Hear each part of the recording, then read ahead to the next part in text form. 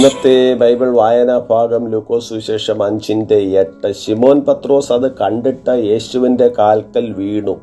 കർത്താവേ, ഞാൻ പാപിയായ മനുഷ്യനാകൊണ്ട് എന്നെ വിട്ടുപോകണമേ എന്ന് പറഞ്ഞു.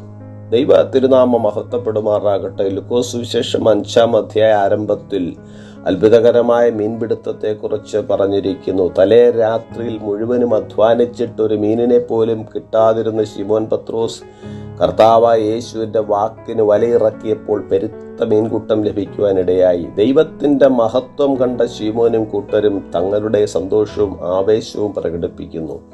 ജീവിക്കുന്ന നീതിമാനായ ദൈവത്തെക്കുറിച്ചുള്ള ഒരു ദർശനമാണ് ശിമോൻ പത്രോസിന് ലഭിച്ചത്. 2 പടകുകളും മുങ്ങുമാറാകുവോളം മീൻ ലഭിക്കുവാനിടയായതായി നാം കാണുന്നു.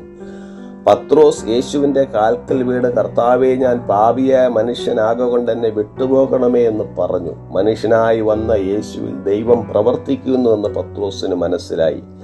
ദൈവത്തിൻ്റെ മഹത്തായ വിശുദ്ധി കണ്ടപ്പോൾ താൻ പാപിയാണെന്നുള്ള ബോധം ശിമോനിലുണ്ടാകുവാനിടയായി. തൻ്റെ പാപം അവൻ തിരിച്ചറിഞ്ഞു. അതുകൊണ്ടാണ് തന്നെ വിട്ടുപോകണമെന്ന് പത്രോസ് കർത്താവിനോട് പറഞ്ഞത്. അസാധ്യമായത് ചെയ്യുന്നവനാണ് ദൈവം. ഇതേ പത്രോസിന്റെ പാപ പരിഹാരത്തിനായിട്ടും കൂടിയാണ് യേശു ക്രൂശിൽ യാഗമായതെന്ന് കൂടി നാം ഓർക്കണം. യെശയ്യാ പ്രവാചകന്റെ പുസ്തകം 6-ാം അധ്യായത്തിൽ ഉയർന്നും പൊങ്ങിയുമുള്ള സിംഹാസനത്തിൽ ഇരിക്കുന്ന ദൈവത്തെ കണ്ട യെശയ്യാവ് തന്നിലേക്ക് തന്നെ നോക്കിയപ്പോൾ തൻ്റെ യഥാർത്ഥ അവസ്ഥ തനിക്ക് മനസ്സിലായിട്ട്, എനിക്കയ്യോ കഷ്ടം, ഞാൻ നശിച്ചു, ഞാൻ ശുദ്ധിയില്ലാത്ത അധരങ്ങളുള്ള ഒരു മനുഷ്യൻ, ശുദ്ധിയില്ലാത്ത അധരങ്ങളുള്ള ജനത്തിൻ്റെ നടുവിൽ വസിക്കുന്നു എന്ന് പറയുവാനിടയായി.